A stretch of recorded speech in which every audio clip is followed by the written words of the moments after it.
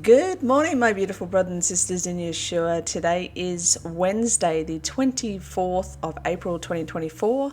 It is 10:01 a.m. here in Australia. I hope you're doing very well and I hope you're blessed. Oh my goodness, I have such a smile on my face because I just finished the gym, came home because as I was at the gym, I was watching a bunch of things and just kept writing notes.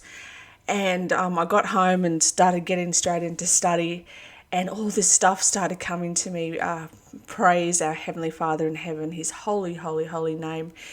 Oh my goodness, brothers and sisters. So I have to, this is going to be completely out of order, but I have to bring this point to you first, and then I'm going to talk about the rest of the stuff that I've been studying, because I literally just jumped out of my seat. I'm like, this is incredible, Father. This is so incredible. We are so blessed to be living in a time as this where the veil is coming crashing down.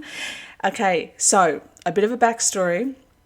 My video yesterday, first off and foremost, I want to thank my beautiful brothers and sisters for having an open heart, an open mind, open ears, open eyes to see this truth. And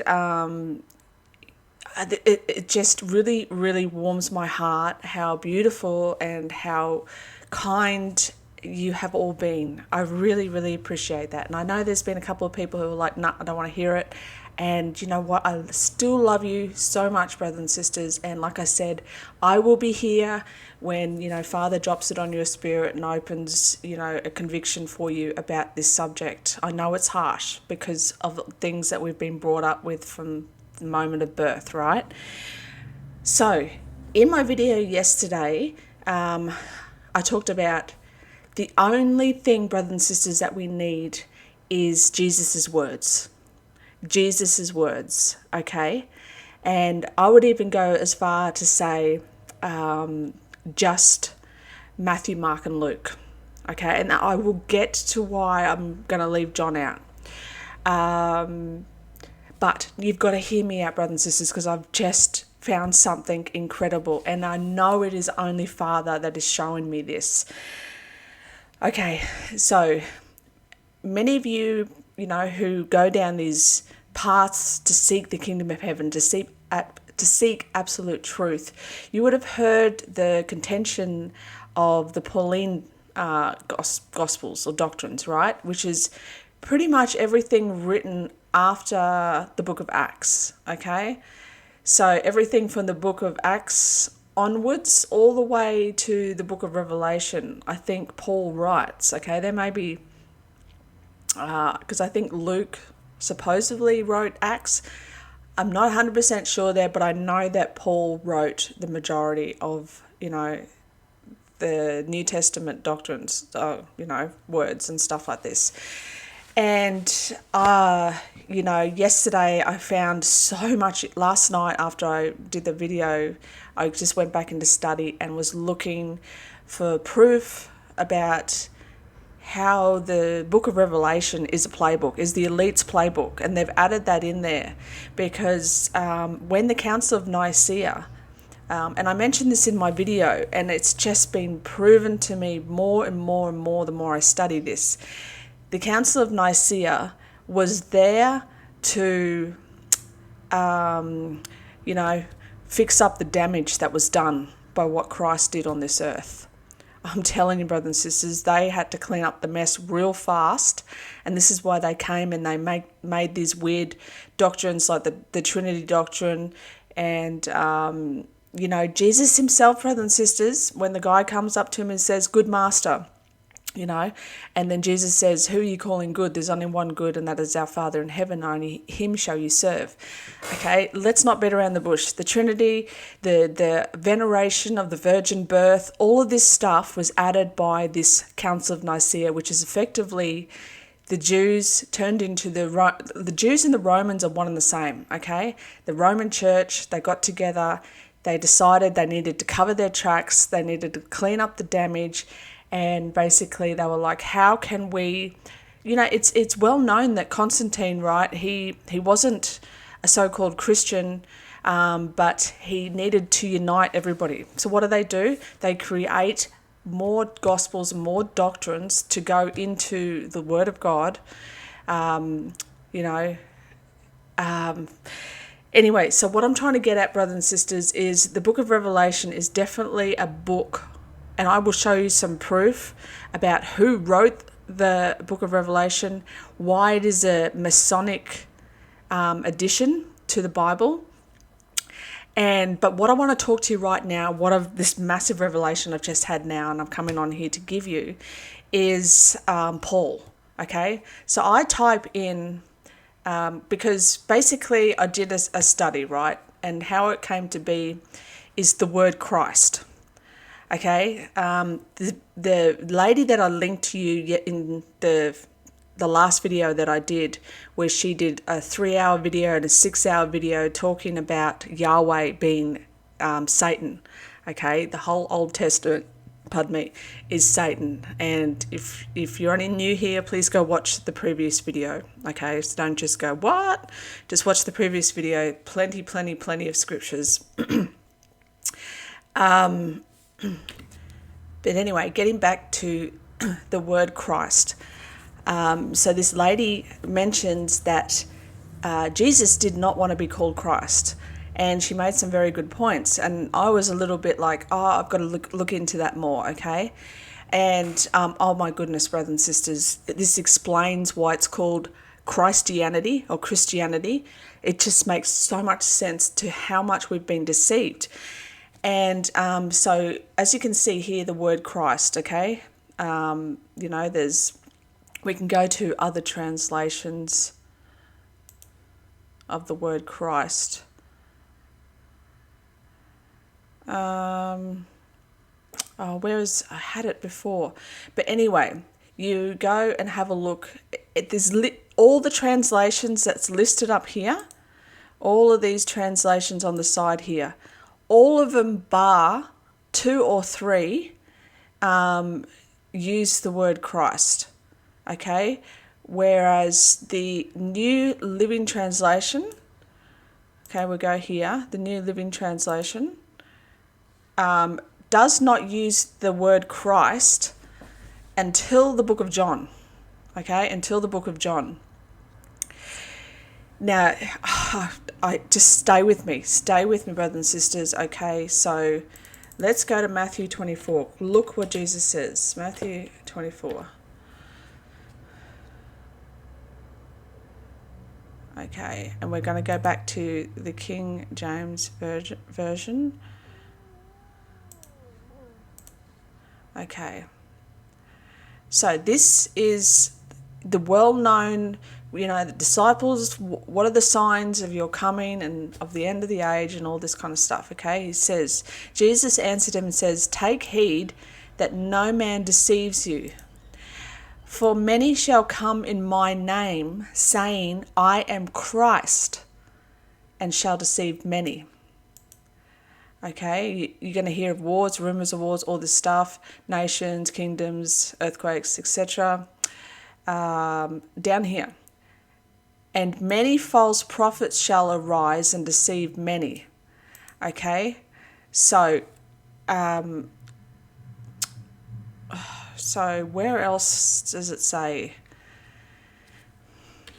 I just want to focus on this one actually for the moment. For many shall come in my name saying, I am Christ, and shall deceive many. Okay, Paul is well known for starting Christianity. Okay, that's what is attributed to him, that he is the founder of Christianity.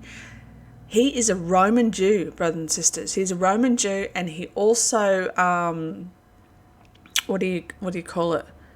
He also persecuted, because it used to be called the Way, okay? Christianity was originally called the Way, okay? Jesus' words, the way to the Father. That's literally as easy and as simple as it was. But then this doctrine came in, okay? And then, okay, get this, brothers and sisters. Then we have a look in Matthew, where is it? Okay, Matthew 16, okay? Because, I've got a backstory on this. Matthew 16, right? So what I heard was that Peter did not like Paul, Okay, Peter did not like Paul. And so I typed up about it, and then, okay, sorry, I'm getting a little bit sidetracked here because this is so incredible. Okay, so I want you to know the importance of Peter. Okay, let's have a look at the importance of Peter, and then we're going to go a bit further into Galatians and have a look at the argument that sparked up between Peter and Paul. Okay, so we're going to read this. Okay, so this is in the New Living Translation. This is a much better translation, brothers and sisters, and I encourage you to go read this translation from now on. Okay, because there's an agenda there with the word Christ, I'm telling you, and I'm going to get to this, okay? So when Jesus came to the region of Caesarea Philippi, he asked his disciples, "Who do people say that the Son of Man is?" "Well," they replied, "some say John the Baptist, some say Elijah, and others say Jeremiah or one of the other prophets." Then he asked them, "But who do you say I am?" Simon Peter answered, "You are the Messiah, the Son of the living God." See, 98% of the other translations will say you are the Christ, but it's you are the Messiah, okay? The anointed one. Jesus replied, "You are blessed, Simon, son of John, because my Father in heaven has revealed it to you. You did not learn this from any human being. Now I say to you that you are Peter, which means rock, and upon this rock I will build my church." Okay, what rock, brothers and sisters, what rock? The rock that Simon said that you are the Messiah, the Son of the living God. This is what the whole church, the whole basis of the gospel, the whole basis of what Jesus came, this is our foundation. Okay, that Jesus is the Messiah, the Son of the living God. Okay, this is what the rock is. And I'll build my rock, and upon this rock I will build my church, and all the powers of hell will not conquer it. And I will give you the keys of the kingdom of heaven. Whatever you forbid on earth will be forbidden in heaven, and whatever you permit on earth will be permitted in heaven. Okay, then he sternly warned the disciples not to tell anyone that he was the Messiah. Okay, brothers and sisters, hear this out. Look what Jesus gave to Peter. I will give you the keys of the kingdom of heaven. Whatever you forbid on earth will be forbidden in heaven. Whatever you permit will be on earth will be permitted in heaven. That is the hugest. Peter is like Jesus' 2IC, second in charge. Like, so now you know the authority that Peter has, okay, under Jesus. Now, when I looked up what was Peter's problem, okay, now knowing that about Peter, you know that obviously Peter's on the right track, because he was told by the Father in heaven, not by any fleshy human being, okay, this wonderful truth. Okay, so we know that Peter's, he's right. He's got it on, right? He's the main man. He knows what it's all about. So then we go and have a look at the argument that Peter and Paul has. Check this out. Oh, I cannot believe this. Okay, so this is in Galatians chapter 2, 11 to 21.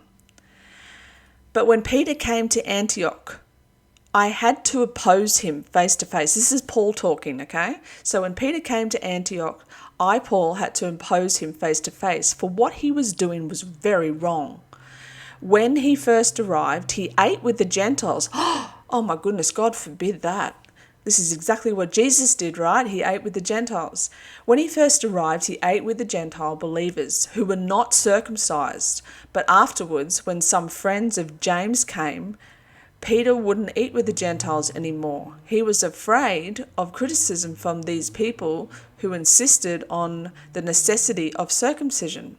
As a result, other Jewish believers followed Peter's hypocrisy, and even Barnabas was led astray by their hypocrisy.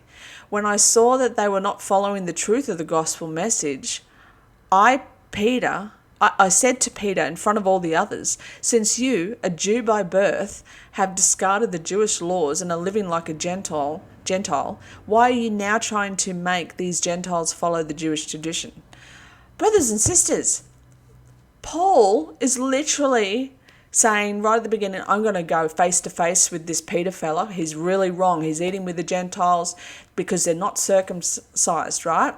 And then he gets up Peter, because Peter obviously had, he was a little bit afraid, and, that had all the Jewish leaders there, and they're pretty vicious, right? So he would have been like, all right, I'm just going to keep this to myself for a little bit. Like any human being in the face of trial and tribulation, right? And now Paul is having to go at Peter for the same thing that Paul believes. Like, what the... This is amazing, okay? This is really amazing. Okay, you and I are Jews by birth, not sinners like the Gentiles. Are we hearing this, brothers and sisters? The veil has come off, okay? The Paulinian doctrines, okay, scrap them. I'm telling you, this is the greatest key, this is the greatest secret, is words of Jesus only. Words of Jesus only. Now, I want to show you something else. Let's go to John. Not the book of John, but the word John. I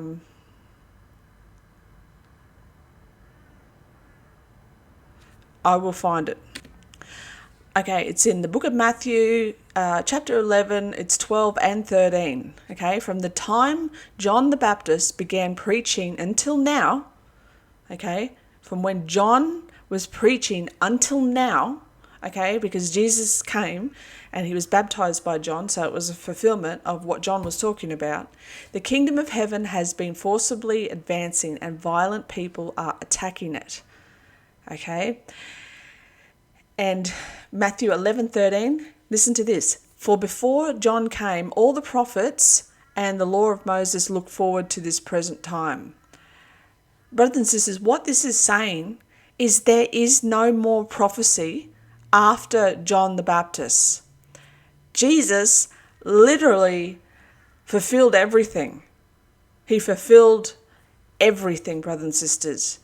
When he died on that cross, he went to the belly of the earth. He received the keys of life and conquered death and has victory over death. There's no more story. There's no more prophecy. There's no more, prophets to come. John was literally the last prophet. Okay, so all this added stuff that gets added to the Bible or to the New Testament is all there under the guise of trying to join the Jesus, trying to join Jesus' lineage. Okay, Jesus has no lineage, only to his Father in heaven, because he's the literal son of the Father in heaven. There is no lineage, okay? But because we are also the sons and daughters of the Most High God, our Father in heaven, we also are brothers and sisters with Jesus, okay? This is why he's our Father in heaven too, and not just Jesus's. So in Matthew 24, when he says, and many false prophets shall arise and deceive many, and many will come in my name saying, I am Christ, and deceive many.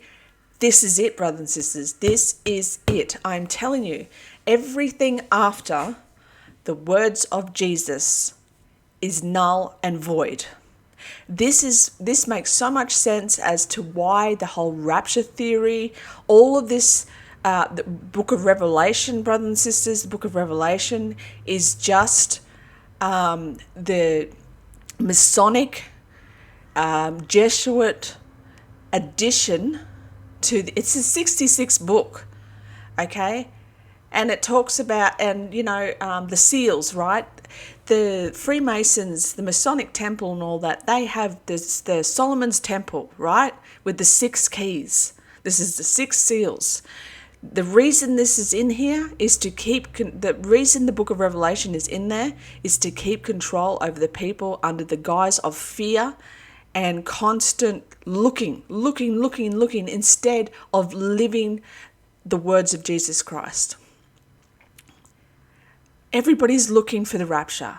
Everybody's looking for the war, the earthquakes, everything that's going on, that's happening around the world. No one is realizing that we're doing a great injustice to the love of our Father by constantly chasing this rabbit tail of this false rapture doctrine and the fear that comes from the book of Revelation. A book that, okay, look at this. In this whole chapter here, Matthew 24, brothers and sisters, tell me where the mark of the beast is written. Has anyone considered that at one stage, the most horrific and horrendous thing that the last generation would live would be to go through the mark of the beast and, not be able to buy and sell and all this kind of stuff? Do you not think that Jesus himself would mention this as one of the greatest signs to know that the end of time was near? Jesus doesn't mention it once. Jesus does not mention it once. Let's go to the book of Revelation. I want to show you something. Revelation 13, okay? The one that talks about the mark of the beast. This is so obvious, okay? Look at this. And how, I told you that the God of the Old Testament, Yahweh, is never mentioned by Jesus. He only calls him the Father in heaven. Okay, but look at this. In Revelation 13,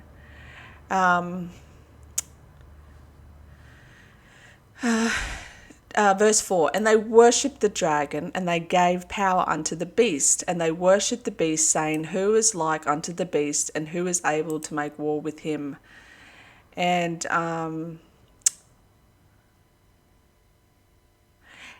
all that dwelled upon the earth shall worship him, whose names are not written in the Lamb's book of life from the foundations of the world. Brothers and sisters, this is a revelation that you need to understand. The whole world worships Yahweh. This part here, notice this part here is written before there's any, and deceiveth them that dwell on the earth, that they may make an image to the beast and that they may bow down to it or they're going to be killed. Before that's the punishment is even instituted, the whole world worships him, except for the children who have their names written in our Heavenly Father's book. The whole world literally worships Yahweh, brothers and sisters. The Jews, the Muslims, and the Christians. This book of Revelation works exactly like I've spoken of before, the gentleman's code. Okay? The evil in this world still have to be under the authority of our Heavenly Father. Okay? They still have to be under the authority of the Heavenly Father. This is why they must tell us what they're going to do ahead of time. This is why we have so much information in movies and songs and, all this kind of stuff. They literally tell us ahead of time what they're going to do. It's by us being quiet and not saying anything and not fighting not fighting for our Father in heaven and standing up, is they can get away with it because they've told us and we haven't said anything, so that it's free game for them, right? So the book of Revelation is exactly the same thing. It is a gentleman's code that is telling you that the whole world worships. Before there's any punishment, the whole world worships Christians, Jews, and Muslims. Okay? They worship Yahweh, the dragon and the beast. Yahweh and the Elohim. Okay? Yahweh is just the main guy. It was Satan. He's the top notch. He's the ruler of this world. Right? And the fallen angels that came down with him, they're the Elohim. They're the Elohim, brothers and sisters. Jesus calls our Father in heaven by no other name. By no other name.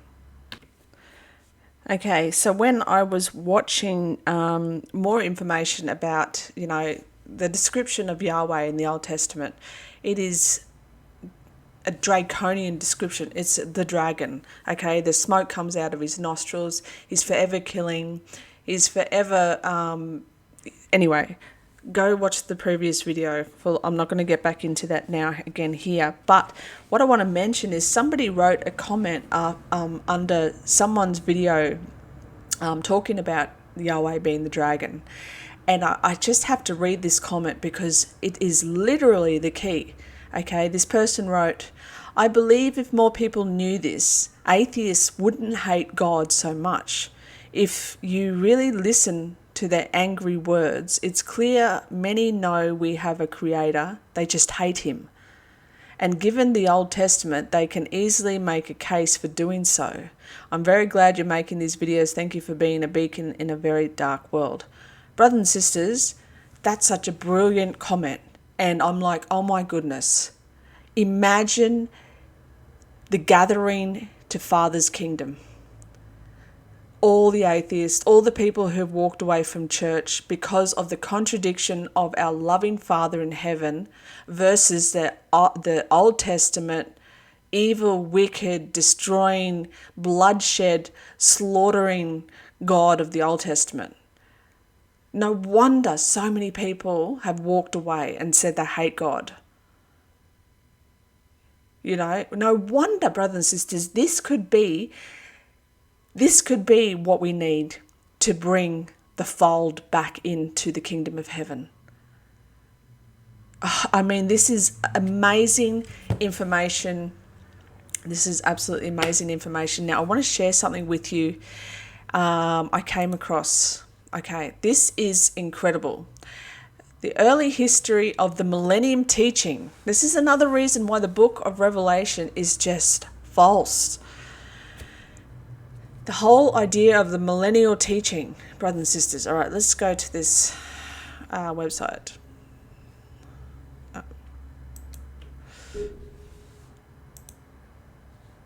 Okay, I'm going to read this to you. It's a little bit of reading, but I think it's well worth it, okay?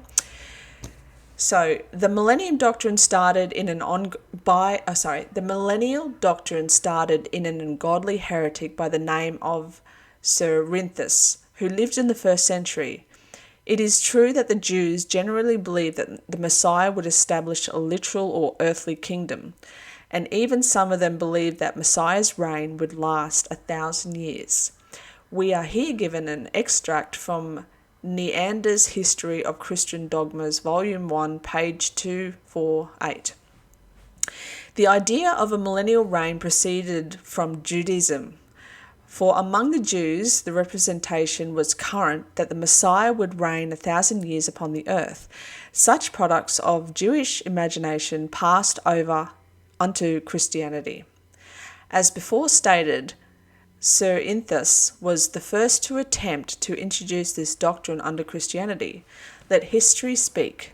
In Eusebius' Ecclesiastical History, Book 3, Chapter 28, is preserved a fragment from the writings of Caius, who lived about the close of the 2nd century, which gives us the following account of Cerinthus' heresy. In quotes, but Cerinthus too, through revelation written, as he would have us believe, by a great apostle, brings before us marvelous things which he pretends were shown him by angels, alleging that after the resurrection of the kingdom of Jesus, the kingdom of Christ is to be on earth, and that the flesh dwelling in Jerusalem is again to be subject to the desires and pleasures. And being an enemy to the scripture of God, wishing to deceive man, he says that there is to be a space of 1,000 years for marriage festivities. One of the doctrines he taught was that Christ would have an earthly kingdom. End quote. This is the true origin of the Millennium theory. The reader will observe how lightly our author speaks of Cerinthus' idea of the kingdom of Christ being set up on this earth after the resurrection.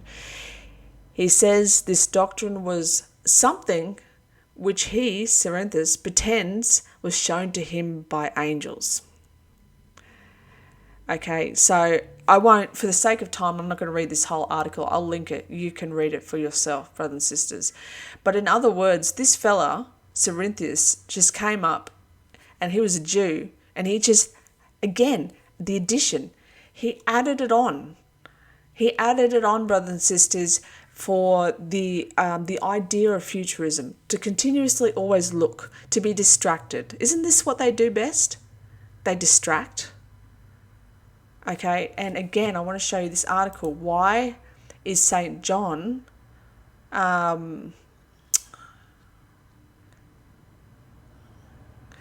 why is St. John the Evangelist important to the Freemasons?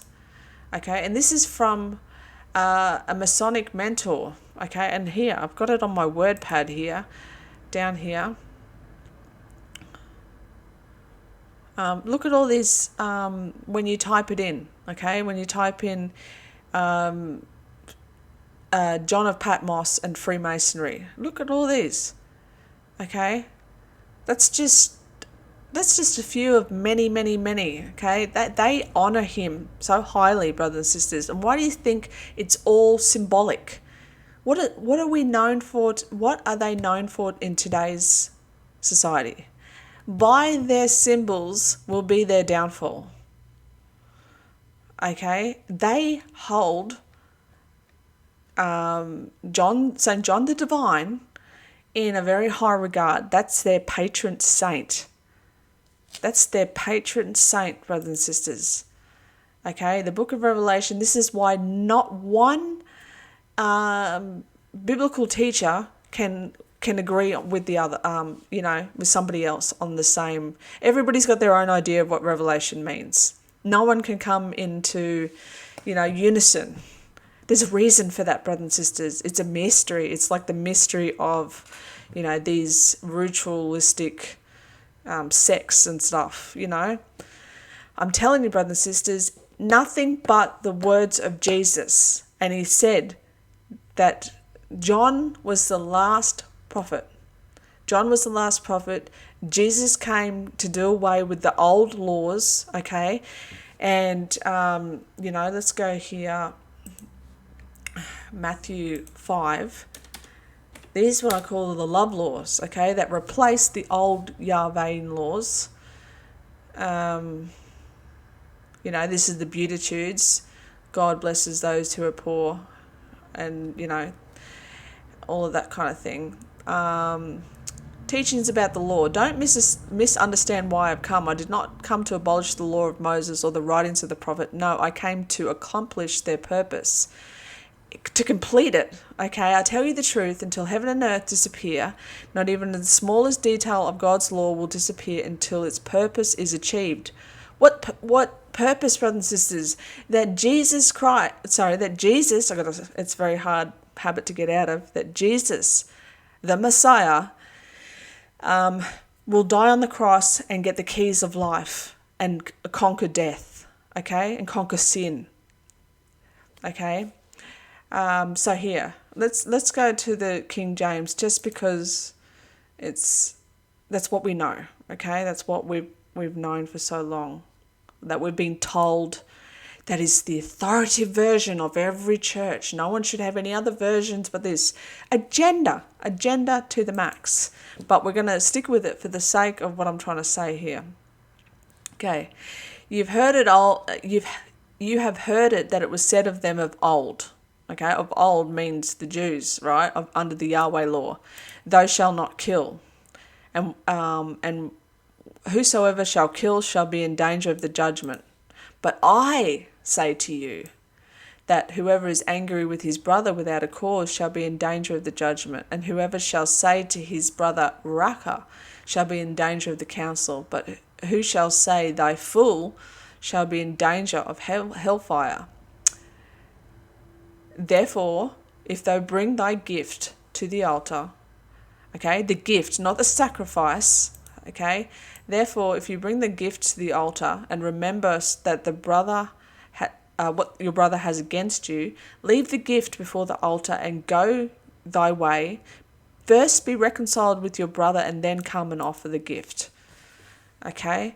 Then come and offer your gift. Go and make peace. Make peace. Go and have a look at the Old Testament. Okay?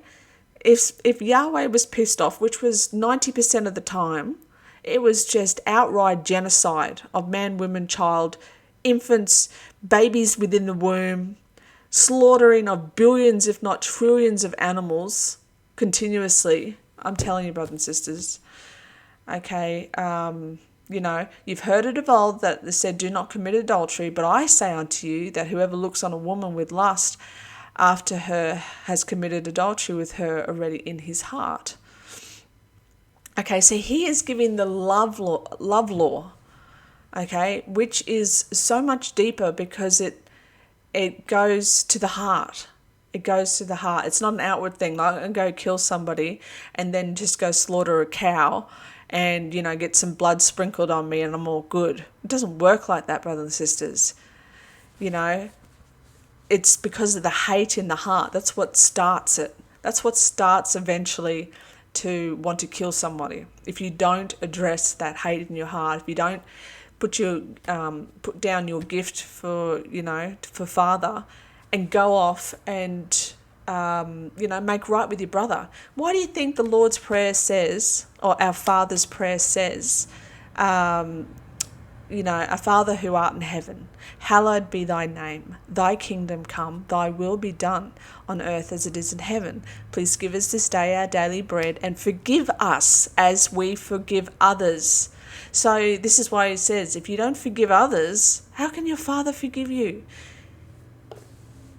It's to reflect the light of our Father, and that is why Jesus came to this earth, is to be a representation, is to show us how it's done. And then he gave his life up for us so that we may be saved. And we have to believe in that. We don't have to, but that's how we are saved, by believing on what Jesus did for us. And not only that, to do the will of the Father, which is to care for the orphans, is to care for the widows, is to feed the poor and hungry, is to clothe the poor and hungry, is to be kind, is to love one another. Imagine if the whole world just went by those few rules. Peace on earth, brothers and sisters, peace on earth. But I'm telling you, only the words of Jesus, only the words of Jesus. You can't go wrong. You literally can't go wrong. And when I seen this, in Galatians, let's see if I can go back there quick. Yeah, when I seen this in Galatians, that Paul wanted to come face to face, toe to toe with Peter, because he wanted to have a go at him, right? Because he was eating with the Gentiles, which was completely wrong. Who was Jesus' best mates? The Gentiles, the drunken, the prostitutes, the tax collectors. Because those were the only people that had an open heart, an open mind, and that were still able to love. Okay? Remember, Jesus said he came for the lost. Why were they lost? Because they were worshipping the wrong God. And this is what the book of Revelation is teaching us too. Okay? It's Yahweh, the dragon. Okay? That's what he does in movies, right? Like I said, the book of Revelation is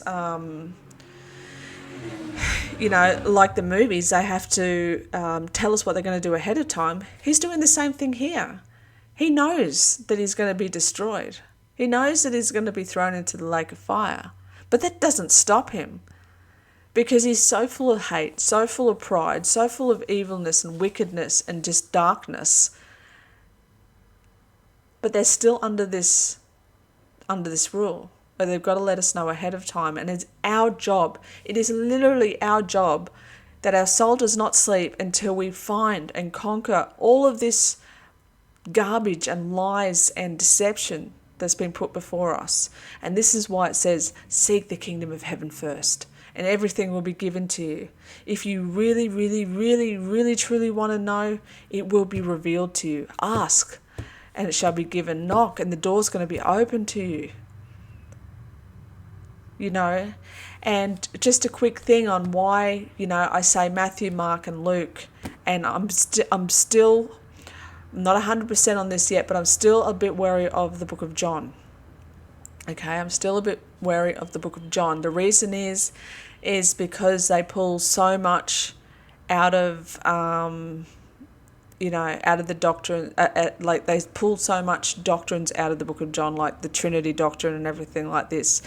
Even though I have showed people that, let's go there, John 1, where everybody likes to say, see, it's talking about the Word of God. Okay, even though where it says in the beginning was the Word and the Word was with God and the Word was God, those W's were never capitalized. So it was never a name. But even this, brothers and sisters, this is the reason why it makes me super wary, because we have already discovered that in the beginning, okay, in Genesis 1, when there was darkness and void and without form, okay, and creation was done from the evening to the morning, so in complete darkness, we can see that that was the creation of the Elohim, okay, and then in the garden, it was the creation of Yahweh. This is why they say, and this is why John is sus to me, because it starts with the same lie. Okay, in the beginning was the Word, and the Word was with God, and the Word was God. Okay, I'm telling you, brothers and sisters, we've got to be so careful. We've got to be so careful. And John doesn't talk like he talks. He uses Jesus like a third person, sort of the way he writes, whereas Matthew, Mark, and Luke are the words of Jesus. You know, it's him speaking it, it's him saying it, all this kind of stuff. We've just got to be super careful, super, super, super careful. Oh yeah, and this is right. Last night I wrote this thing. I can't believe I nearly forgot. Okay, so you know how we've looked into, we thought, oh yeah, Revelation 20, we're in Satan's little season. And now that it's becoming clear that the book of Revelation is a psyops, a really good psyops, but still a psyops, how do we negotiate the millennial kingdom, you know? Because there's so much good evidence for that, for the architecture, the beautiful buildings, the cymatics, the frequency, all this kind of beautiful stuff. The fact that these buildings had no toilets or kitchens, so they didn't need to eat or drink or anything like this. And so Father just placed on my spirit, he's like, it was for the fallen angels and the giants and Nephilim. This is why they had gigantic doors. It wasn't for the reign of Christ and for, the beheaded saints. Brothers and sisters, it wasn't for them at all. It was for the fallen angels and for the Nephilim. And this is why, you have these, look, let's just have a quick look. It just makes so much sense. Everything we've been told is a lie.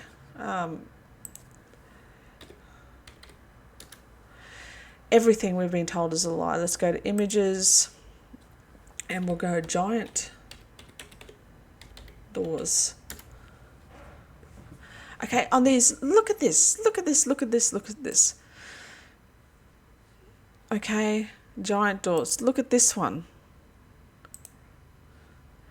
What is the necessity of building a door this huge? Okay, you may think, it was beautiful and everything. Yes, it was, and this is why we're confused, But the giants, the Nephilim, the fallen ones, the disembodied spirits, they did not need toilets and they don't need to eat, okay? They don't need to eat. This is really, really incredible. And it literally explains everything. It literally explains everything. And I am so blessed and so honored and so humbled that the Father would allow me to see this so that I can share this with you, brothers and sisters, because this is a time of understanding and unveiling like never before in history. So we must be so close to the end anyway. We must be so close to the end. Let's just go back again and let's have a look at Matthew 24. Okay, and it makes so much sense that that I myself went down the millennial reign thing and saying, the rapture and that, and the millennial reign's already happened in the past and all this kind of thing. And looking forward to Satan's little season being over and all this kind of stuff. Oh my goodness, brothers and sisters, have we been deceived? And this is why whatever Father's placing on your heart, you look into, you study, you be obedient, and the truth will come out. Even if we get a little side dirt road for a little bit and go down some little bumps and things, we will always be brought back to that narrow road. Always. I trust him with my life. Okay, so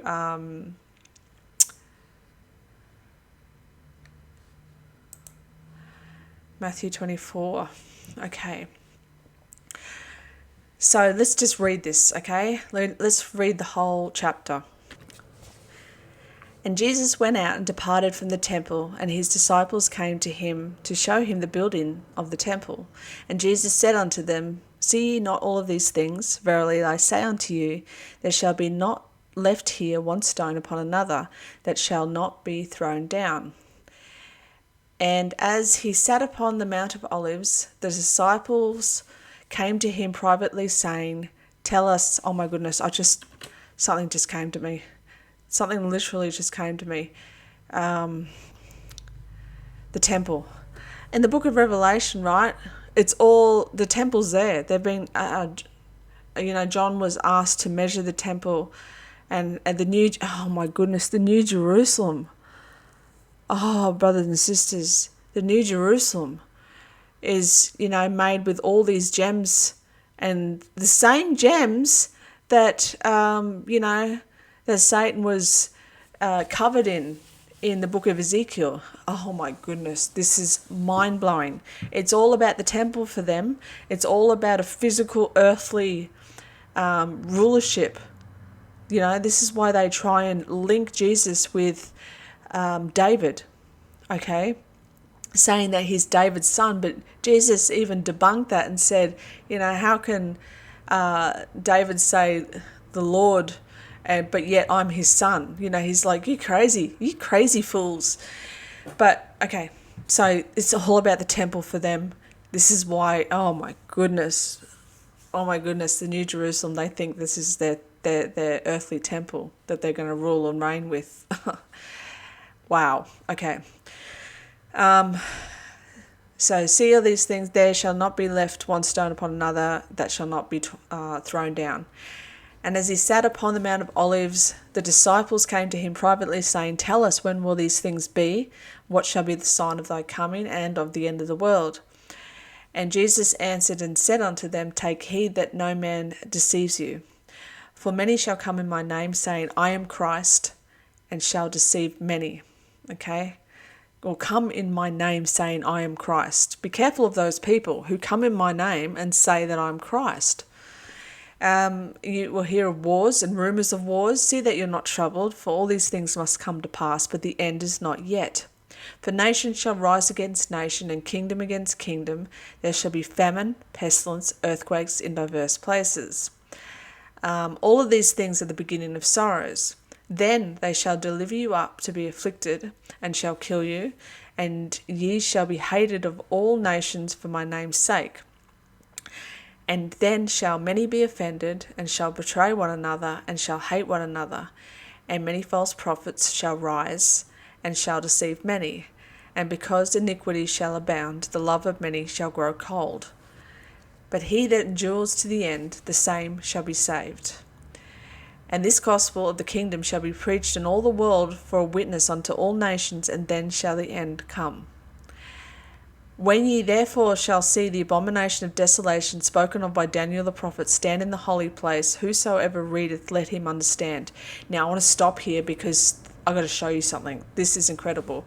In the video that I did the other day, I talked about, is it 2 Thessalonians? Let's go there quickly. Is that Is that the one with the day of Christ, is it? Hang on. Yes. Okay, listen to this. The other day in my video, okay, now we beseech you, brethren, by the coming of our Lord Jesus Christ, and by our gathering together unto him, that you shall not be, that you be not soon shaken in mind or troubled, neither by spirit or by the word, nor by the letter as from us, that the day of Christ is at hand. For let no man deceive you by any means. Same thing that Christ said. For that day, the same thing that Jesus said. Hard habit to break. For that day shall not come, except there come a falling away first. Is this the veil? Is this the veil falling? Okay? That day won't come until the veil falls away first. And the man of sin, the son of perdition. When I read this the other day in my video, I'm like, it's Satan. Satan is the son of perdition. When the veil falls and Satan is revealed into who he is, okay? And then I seen a video, which I have to show you, about the perdition actually meaning Apollon, okay? This is amazing. And then it goes on to say, who opposes and exalts himself above all that is called God and that's worshipped, so that he is God, sitteth in the temple of God, showing himself that he is God. Why do you think there's capital G's on all of these, okay? So this son, okay, Satan, is the son of, is one of the sons of God, right? But he went into perdition. Okay, he's going to be revealed when the unveiling happens, and he exalts himself, okay, and calls himself God. He called himself Yahweh. I'm telling you, brothers and sisters. Now, I've got to show you this quick video before we get back to Matthew 24. Because I was like, the confirmations that come when you study are coming in so fast now. We don't have to wait weeks and months and maybe years now anymore. We literally have to wait overnight, if not sooner, the confirmations that we get. Because when Father put that on my spirit about, in 2 Thessalonians, that is Yahweh, that is Satan, that's been spoken of there. And the unveiling, I'm telling you, after that solar eclipse, that's what it was. It was the beginning of the end. It was the literal last leg of this race, brothers and sisters. So be happy, be joyful. We are so close. There is no rapture, but that doesn't matter. It literally doesn't matter. Okay, we're going to be gathered up, and I'll show you the rest of Matthew 24. It explains what will happen. But when I seen this video last night on TikTok, this was a confirmation that the son of perdition is Satan. Okay, it's not the Antichrist or the son of the Antichrist or anything like this. Okay, let's watch this.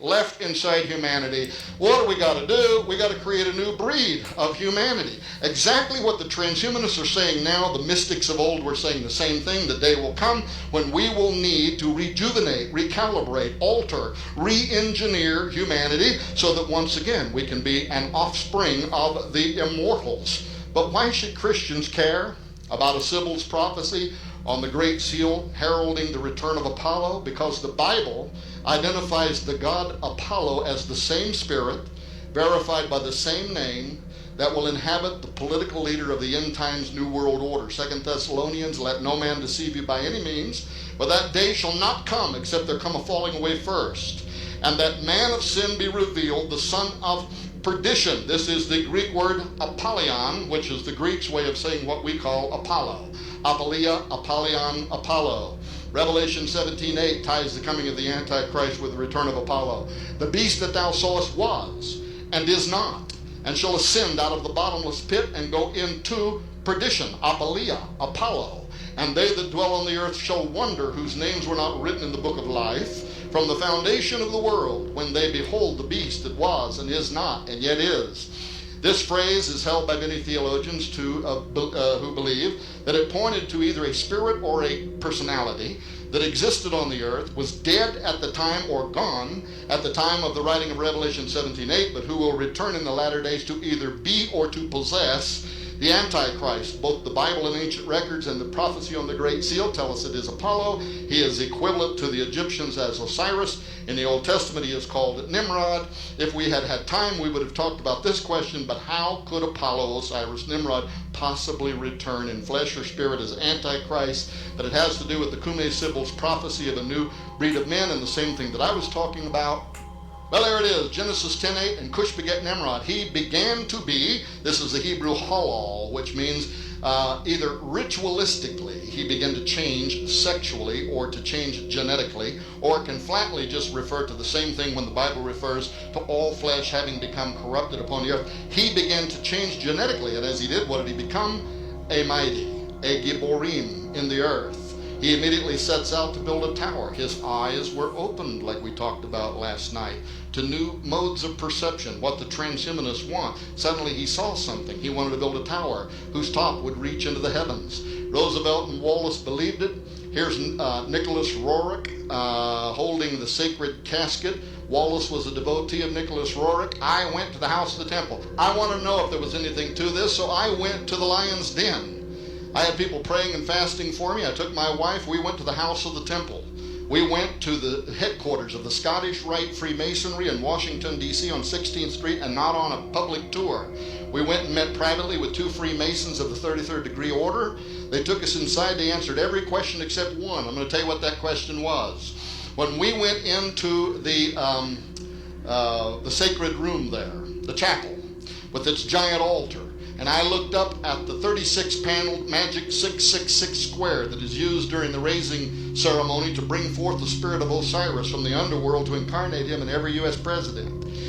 When I was standing there, I'm familiar with the raising ceremony. A 32nd degree Freemason becomes a 33rd degree. They go through this process of raising Osiris from the dead to be incarnated within that individual. But what I had been told was that ceremony was secretly conducted at the inauguration of every United States president, beginning posthumously with George Washington and extending through every U.S. president. And when I asked them if that was true, they would not answer that question.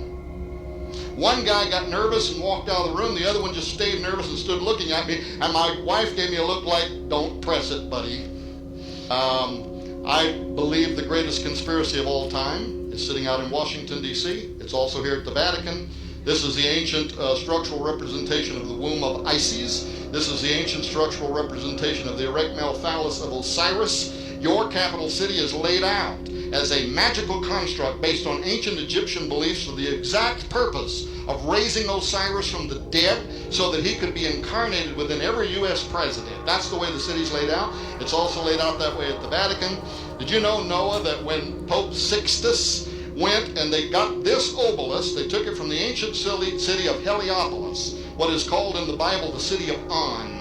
It was dedicated to Osiris, Isis, and the sun god Ra. And when Sixtus the Pope brought it there, he tried to conduct an exorcism on it to cast the spirit of Osiris out of it before planting it in the center of the Vatican City. All right, there's a reason why the Washington Monument has a magic square in its base where a Bible is bound. There's a reason there's a magic 666 square above that altar in the house of the temple where I was at. There's a reason there are 72 pentagrams. In their Gnosticism, they believe 72 demons control the nations of the earth, and they have bound them at the base of the apotheosis of Washington. This is the underbelly of the U.S. Capitol Dome. It's called the apotheosis of George Washington, which means to become a god. What god did he become? Well, look at the heaven that he's rising into. There's not one Christian symbol. There's no Jesus. There's no cross. There is no Michael the Archangel. Every part of the underbelly of the U.S. Capitol Dome is filled with pagan gods. Here's the god Vulcan, whom Manly P. Hall tells us fills the Freemasons' hands with the seething energies of Lucifer. That's the heaven he went into. At his funeral, Freemasons cast figs of acacia upon his body to represent that he had gone into the underworld to take his role as Osiris so that the next president could become the resurrected Osiris. Well, the occult have a plan. God has a better one. Okay. so much to unpack in that. But what I wanted to say to you, brothers and sisters, is that sorry, let's just go full screen again. What I wanted to talk about in that, brothers and sisters, is a few things. Notice they were talking about like the Apollon, okay? That's my main thing that I wanted to talk about. In my previous video, I was saying that the son of perdition is going to be Satan. And this video here confirms it for me. Now, the next thing is Nimrod.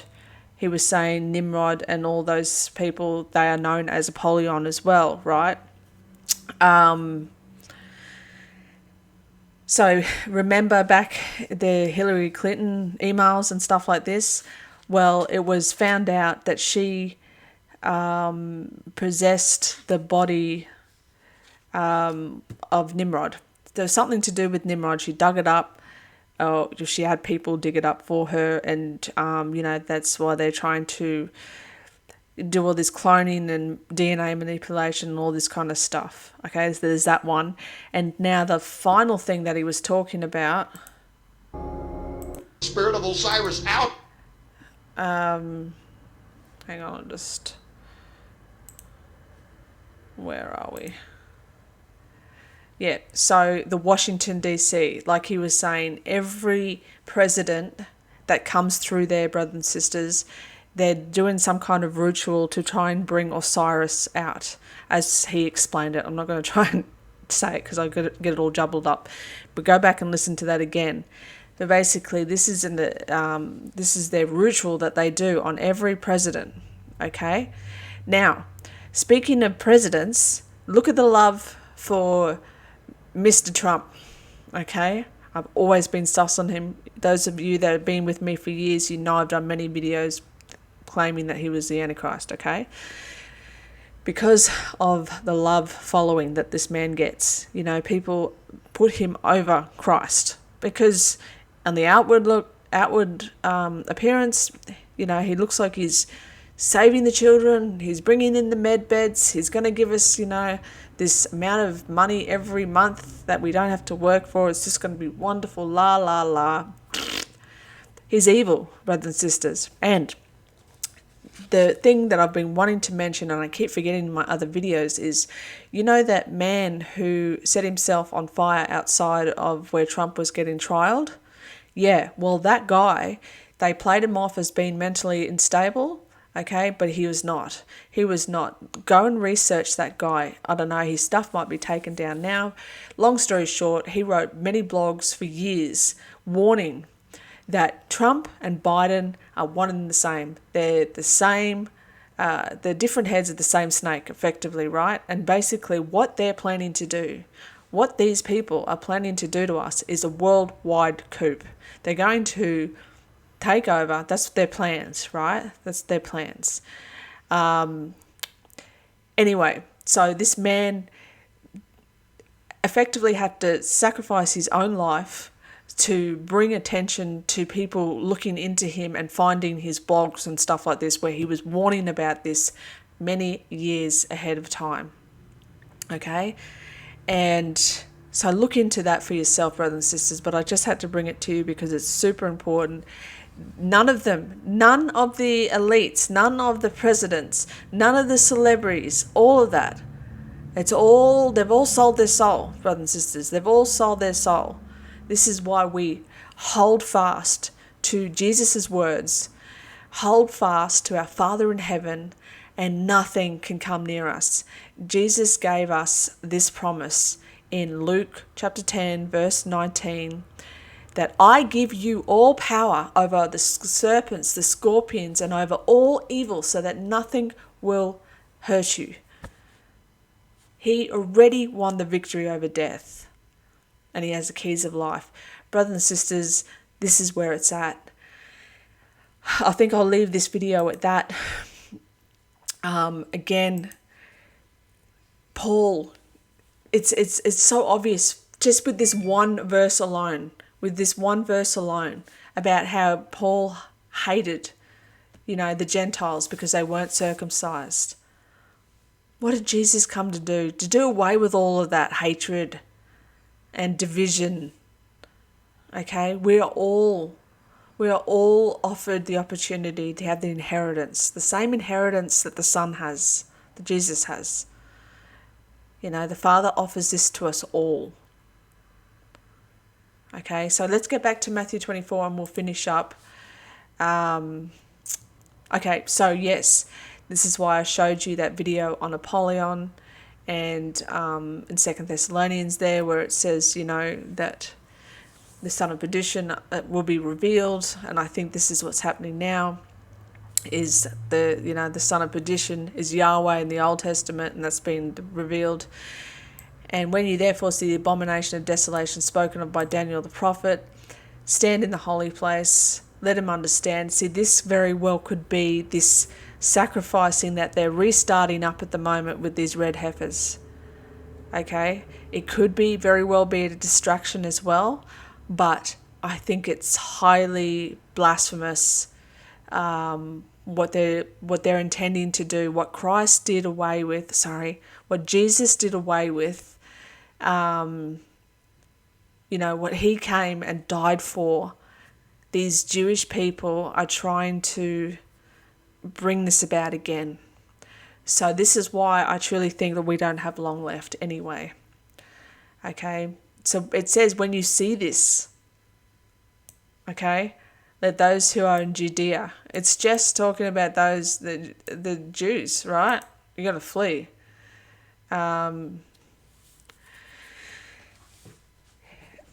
Anyway, so let's keep reading, okay? Let them that are in Judea flee to the mountains. Let him which is on the roof, housetop, not come down to take anything out of his house. Neither let him which is in the field return back to take his clothes. Woe to them that are with child, that give suck in those days. But pray ye that your flight be not in winter, neither on the Sabbath day. For then shall be great tribulation, such as was not since the beginning of the world, no, to this time, no, nor ever shall be. This very well could be, and I've made videos about this, that this is talking directly, this part is talking directly about the destruction of the temple in 70 ADs, because effectively, brothers and sisters, these people, okay, they killed Father's son. So I can understand why, Papa would be super angry with these people, right? And they would have great tribulation. Never before, never again will it be like that, okay? But what I'm trying to say is that's one of the most important things to take and to remember, is this great tribulation that comes upon these people who killed Jesus. It says it'll never be like that ever again, okay? And this is what the agenda of Revelation is to say that, there's this horrendous tribulation coming where people are going to get their heads cut off and people are going to get put into FEMA camps and their children taken away from them, and we're going to have to get the mark of the beast put into us. This is what I'm talking about. It literally says here that the time will never be as bad as it was for these people because they killed God's son. That is like the worst thing that can ever be done in the history of humanity, is the people were that wicked that they killed Jesus, Father's one and only begotten Son. Okay, for there shall arise false Christs and false prophets, and they shall show great signs and wonders, insomuch that if possible they shall deceive the very elect. And and this is another reason. People may say, "Oh, you're the one that's deceiving people with this message." How can that be, brothers and sisters? How can that be when it's the majority? It's always the majority that's generally wrong, right? Because lies are so big and so great that the majority, like I explained in Revelation, the whole world worships the beast. Even before there was an order to do so, otherwise you're going to be killed. People were doing this before, and who does the whole world worship? Yahweh. Okay, Yahweh. And people may say, oh yeah, but the Christian nations, we believe Jesus, but you know what? The majority of the Christian nation believe that Jesus is God, the Father, and that the Father is Yahweh. This is why the Trinity is so dangerous. This is why everything is coming out now. Okay? So effectively, the majority of the Christian worlds who believe in the Trinity, that Jesus is the Father, which is so blasphemous, they're effectively believing in Yahweh. The Jews believe in Yahweh, and Muslims believe in Yahweh. It's... oh, man. Okay, come out of her, my people. If you can take any scripture from the book of Revelation, it's come out of her, my people, right now. Okay, therefore, if they shall say to you, behold, he's in the desert, don't go forth. Behold, he's in the secret chambers. Here's another thing. Right now, it's just come to me right now. Wherefore, if they shall say to you, behold, he's in the desert. Where did Paul say he's seen Jesus? Okay, where did Paul say he's seen Jesus? Okay, believe it not. Don't believe that he's in the desert. Don't believe he's in the secret chamber. This is the Muslims saying that Gabriel came down and gave him the whole Quran. Okay, it's Jesus is saying, I came down here, in the flesh. I came down here, and I did what I needed to do to save people, to save the lost. Okay. Anything after this, false prophets and false Christs are going to come after me. And, if they're in the desert or if they're what, believe it not. Because this is it. It ends here with me. The last prophet was John, and I came to fulfill everything. It ends with me. It ends with Jesus. Anything after that is, it's not on. Okay, now learn the parable of the fig tree.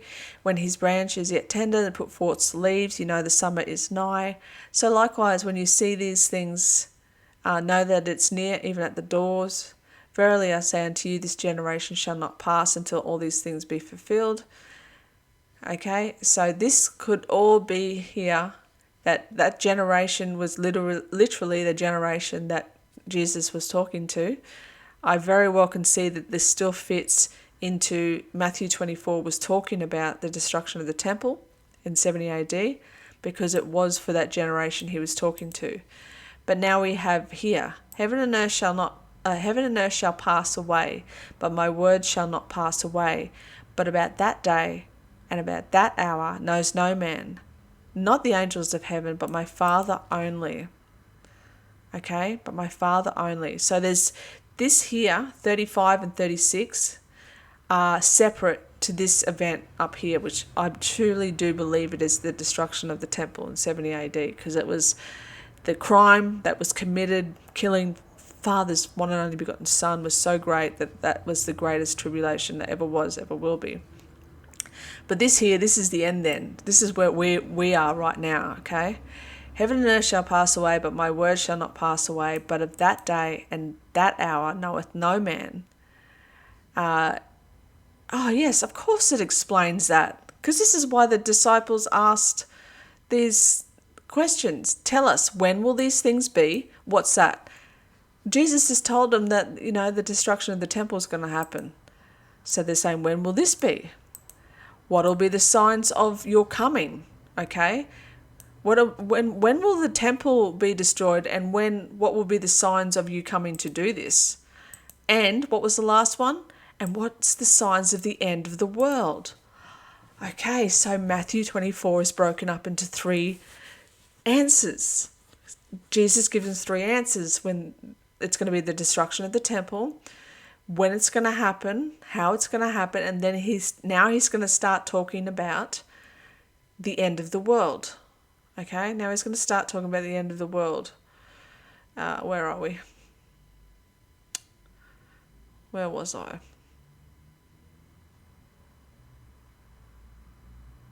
Oh my goodness, where was I?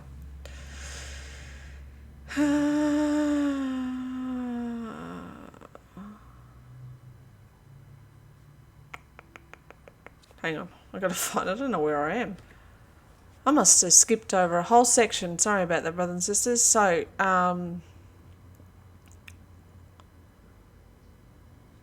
okay, yes, I did, because I got to this part. For then shall be great tribulation such as never was since the beginning of the world to this time, no, nor ever shall be. Okay, except those days be shortened.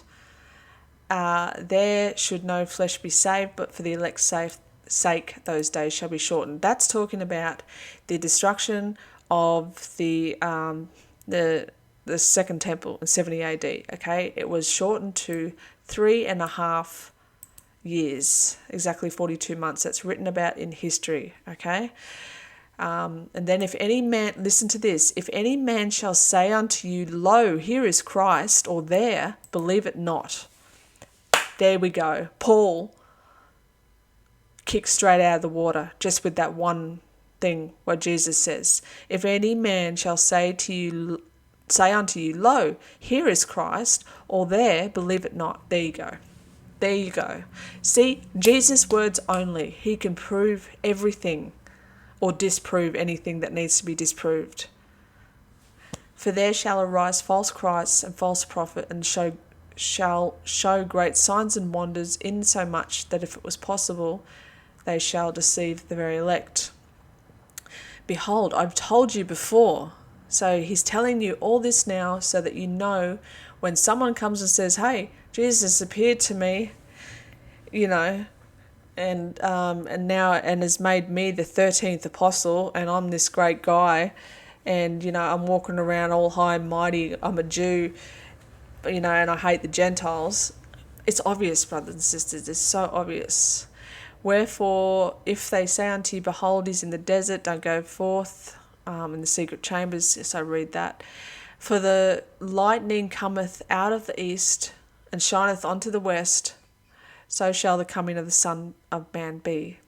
For wherever the carcass is, there'll be eagles gathered together. Immediately after the tribulation of those days shall the sun be darkened, the moon won't give her light, and the stars shall fall from heaven, and the powers of heaven shall be shaken. Okay, the powers of heaven are Satan. Okay, Satan and his Elohim. Then shall appear the sign of the Son of Man in heaven, and shall all the tribes of the earth mourn, and they shall see the Son of Man coming in the clouds of heaven with power and great glory.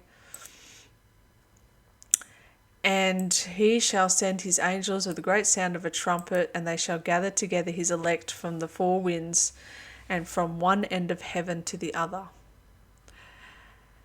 Now learn a parable of the fig tree. When his branch is yet tender and put forth leaves, you know that summer is nigh. So likewise, when you see all these things, you know that it is near, even at the doors. Verily I say unto you, this generation shall not pass till all these things be fulfilled. Heaven and earth shall pass away, but my words shall not pass away. But about that day and hour knows no man but my Father only. But as the days of Noah were, so shall the coming of the Son of Man be. For as in the days that were before the flood, they were eating and drinking, marrying and giving in marriage, until the day that Noah entered the ark, and knew not until the flood came and took them all away. So shall the coming of the Son of Man be. Then two shall be in the field, one shall be left and the other taken. 2 women shall be grinding at the mill, one shall be left and the other one taken. Watch ye therefore, for ye know not what hour your Lord doth come. But know this, that the good man of the house had known in what watch the thief would come, he would have watched, and he would not have suffered his house to be broken up. Therefore be ye also ready, for in such an hour as ye think not the Son of Man cometh. Okay. Who then is the faithful and wise servant, whom his Lord has made rule over his household, to give them meat in due season? I tell you what, this is meat in due season. This is the real meat of the word. Blessed is the servant whom his Lord, when he cometh, shall find so doing. Verily I say unto you, he shall make him a ruler over all his goods.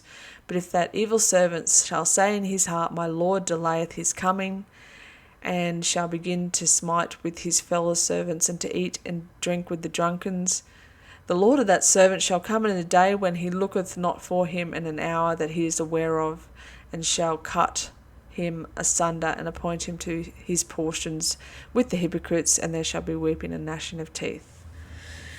All right, there's so much to go into that, brothers and sisters, and I am going to dedicate my time now to studying Matthew 24. I want to break it up and really look into it and see what parts are reflecting to what, if it's talking about the destruction of the temple, we've really got to, like, everything is just got to be really studied so diligently now.